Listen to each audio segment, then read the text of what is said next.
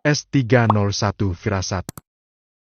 Ucapan Vio beberapa detik lalu layaknya belati tajam menikam dada, membuat napasnya tertahan. Raffi merasakan seluruh tubuhnya mendadak lemas. Hampir tak percaya dengan apa yang didengarnya. "Erlan? Jadi selama ini Vio suka Erlan?" pikir Raffi. Ia mengusap wajah dengan menghela napas panjang. Ternyata selama ini ia telah salah paham. Ia bahkan mengira bahwa Boy adalah lelaki yang ada di dalam hati Vio. Satu yang ada di dalam pikiran Raffi sekarang. Akan seperti apa reaksi Erlan dan Bian jika mengetahui cinta terpendam yang dimiliki Vio untuk Erlan.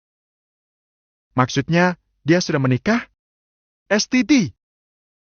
Vio meletakkan jari telunjuk di depan bibir, sejenak melirik Raffi sebab khawatir lelaki itu akan mendengar ucapannya.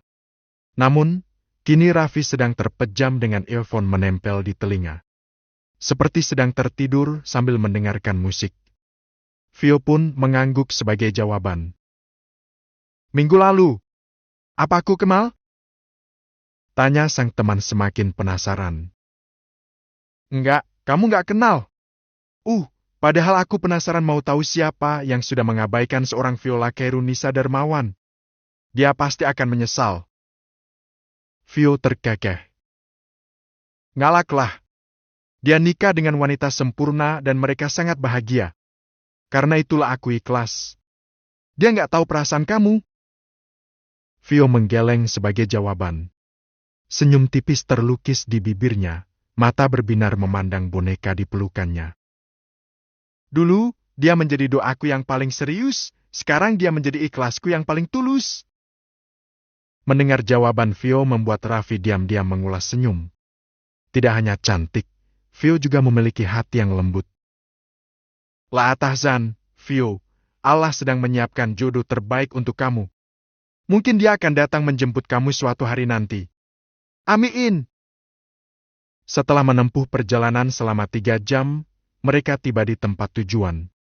Beristirahat 1 jam, mereka akhirnya turun langsung menyerahkan bantuan yang sebelumnya berhasil dikumpulkan melalui kegiatan seperti bajar dan penggalangan dana, dan membagikan kepada korban bencana banjir. Sebuah mobil box besar yang memuat bahan pokok membuat para mahasiswa bertanya-tanya siapa penyumbangnya. Tentunya, tidak ada yang tahu dari mana sumbangan tersebut bersumber. Raffi yang sederhana sama sekali tidak menggambarkan siapa dirinya.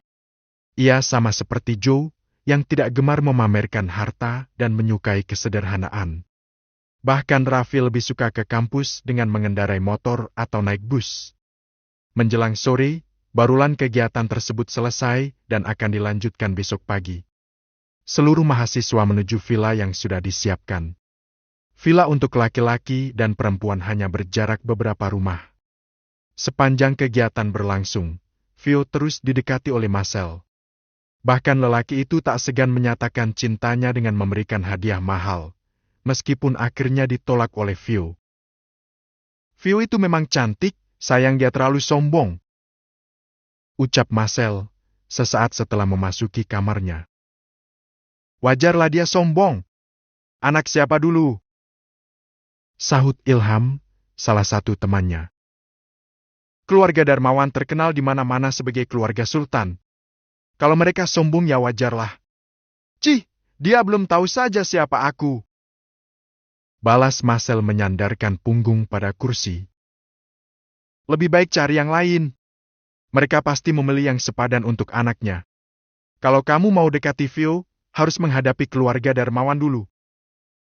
Lelaki itu hanya mengulas senyum. Pembicaraan mereka sempat terhenti saat Raffi memasuki kamar dan meletakkan tas ke meja. Ia hanya mengeluarkan peci dan langsung keluar kamar lagi untuk menjalankan salat asyar di masjid terdekat. "So alim," ujar Marcel mendengkus. Lelaki itu segera berdiri mengambil tas yang tergeletak di lantai. Ia pindahkan ke atas meja, namun beberapa benda dari dalam sana jatuh menghambur ke lantai. Sebuah botol kecil menggelinding dan jatuh tepat di kaki Ilham. Sang pemuda hanya melirik sekilas, tetapi kemudian perhatiannya tertuju pada sebuah botol kecil berwarna biru. Melihat dari merek, Ilham tentu tahu botol apa itu dan apa kegunaannya. Ia langsung melirik Marcel penuh tanya. Marcel, ini kan obat. Ia mengangkat botol tersebut, tetapi langsung direbut oleh Marcel dan disembunyikan ke dalam tas. Buat apa bawa barang seperti itu? Ini punya teman, tidak sengaja terbawa di tasku. Jawabnya Asal. Jangan sembarangan dipakai, obat itu efeknya sangat kuat. Kamu pernah pakai? Ilham terkekeh. Tidaklah. Hanya dengar dari orang-orang. Kembali ke rumah keluarga Darmawan. Bian merasa enggan melepas pelukan suaminya sejak beberapa menit lalu. 1 minggu terus bersama membuatnya seakan berat untuk melepas kepergian sang suami ke luar negeri. Merasa terbiasa dipeluk Erlan saat tidur, pasti ia akan merasa sepi tanpa sang suami di sisinya. Terlebih, Erlan benar-benar memanjakan dirinya selama 1 minggu ini. Jangan sedih, ya. Sebulan gak akan kerasa. Erlan mencium kening, mendekap istrinya penuh kasih. Tapi harus sering kabari aku. Iya, sayang. Aku akan telepon setiap ada waktu. Tangannya membelai puncak kepala yang terbalut hijab. Ia merangkul wanita itu keluar kamar setelah menghabiskan waktu cukup lama di kamar.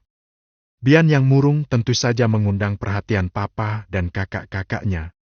Alfian tersenyum memandangi wajah putrinya. Sikap Bian sama persis seperti Aileen. Erlan, siap-siap nanti ada yang video call dan minta ditemani tidur sampai pagi. Kelakar Alfian. Prang! Suara pecahan kaca membuyarkan konsentrasi Riana yang sedang duduk di atas sajadah dengan tasbih di tangan. Wanita itu sontak menoleh dan melirik ke arah lantai di mana bingkai foto terjatuh. Astagfirullah! Ia langsung berdiri menghampiri bingkai foto. Mendadak tubuhnya seakan lemas, dadanya bergemuruh. Tangannya meraih bingkai pecah tersebut, mengusap gambarnya perlahan. Oh! Desis Riana saat merasakan pecahan kaca menancap di ujung jarinya. Cairan merah segar pun menetes pada gambar view. Ya Allah, semoga ini bukan pertanda. Lindungi anakku dimanapun dia berada. Ia mengusap ujung jarinya, segera bangkit dan menuju meja untuk mengambil ponsel. Mencari nomor kontak suaminya. Assalamualaikum, sayang. Suara Galih terdengar di ujung telepon. Waalaikumsalam, Mas. Kenapa suaranya gitu? Tanya Galih, kala mendengar suara istrinya bergetar. Mas, aku mau menyusul Vio. Apa boleh? Perasaanku nggak enak. Sementara itu di villa, buka puasa bersama digelar. Semua berkumpul di satu tempat. Vio dan teman-teman wanitanya duduk di meja yang sama. Sementara Raffi berada di sudut meja lain dengan beberapa teman laki-laki. Raffi hanya berbuka puasa dengan air putih dan kurma, lalu segera beranjak menuju masjid terdekat untuk salat maghrib. Hal tersebut tak luput dari perhatian beberapa mahasiswi yang mengagumi sosok Raffi. Bahkan ada yang diam-diam mengabadikan gambarnya dengan kamera ponsel. Duh, sempurnanya. Badan tinggi, ganteng dan soleh. Calon imam siapa dia? Semoga aku. Ucap salah satu mahasiswi sambil memandang Raffi yang berjalan menuju masjid. Dasar! Kak Raffi pasti cari yang salihah, bukan yang seperti kamu. Hijab aja nggak pakai. Sahut salah satu di antaranya. Namun, gadis itu malah tertawa kecil. Jodoh siapa yang tahu, kan? Vio pun ikut tertawa mendengar pembicaraan teman-temannya. Tak dapat dipungkiri, Raffi memang memiliki pesona yang membuat para gadis terkagum-kagum. Terlebih, ia begitu tenang, tidak gerasa gerusu dan tidak sembarangan mendekati lawan jenis. Besok pagi, yang laki-laki kembali turun ke lokasi dan bantu tim untuk mencari korban yang belum ditemukan. Yang perempuan bantu warga lainnya di pos pengungsian. Ucap Marcel, yang merupakan salah satu pembina dalam kegiatan tersebut. Baik, Kak. Jawab yang lain dengan serentak. Bisik-bisik para gadis kembali terdengar. Kalau yang ini juga keren banget sebenarnya. Ganteng banget malahan.